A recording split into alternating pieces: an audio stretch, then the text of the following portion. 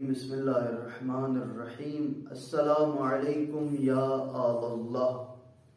ناظرین محترم، یہ زیارت نامہ امام حسین علیہ السلام سے ایک جملہ ہے جس کا ترجمہ یہ بنتا ہے کہ ہمارا سلام ہو اللہ کی آل پر۔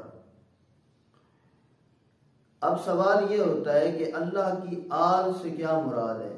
وہ ذات پروردگار نہ جسم رکھتی ہے نہ کسی مقام پہ ہے، وہ لم یلد ولم یولد ہے، تو پھر کیسے آل اللہ ان کو کہا جاتا ہے، اہل بیت علیہ السلام؟ ناظرین محترم، آل یہاں اہل سے ہے اور یہاں سے مراد بزرگی اور شرافت ہے۔ ہر وہ بندہ جو ذات پروردگار کے قریب ہو جائے ان کے لیے استعمال کیا جاتا ہے آل اللہ۔ اہل بیت علیہ السلام سے بڑھ کر تو کوئی نہیں، جو خداوند متعال کے قریب ہوں، اس کی اطاعت و بندگی میں ساری زندگی گزاری ہو، تو ان سے بڑھ کر کوئی نہیں۔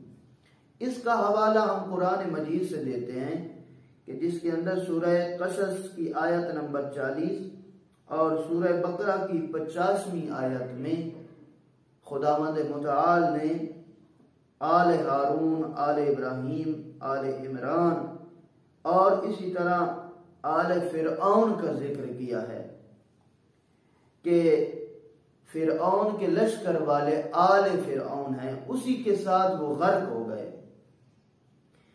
بس ہم یہاں پر یہ کہیں گے کہ وہ لوگ جو اطاعت میں، جو کسی کی پیروی کرتے ہوئے، اس کے پیچھے چلتے ہوئے وہ اس کی آل کہلائیں گے۔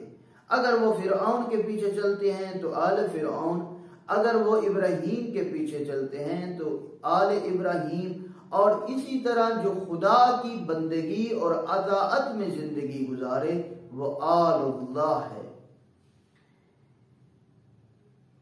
جیسے کہ بحار الانوار میں امام حسین علیہ السلام سے ایک روایت ہے، کہا نحن آل اللہ وورثۃ رسولہ، کہا ہم آل اللہ ہیں اور اس کے رسول کے وارث ہیں۔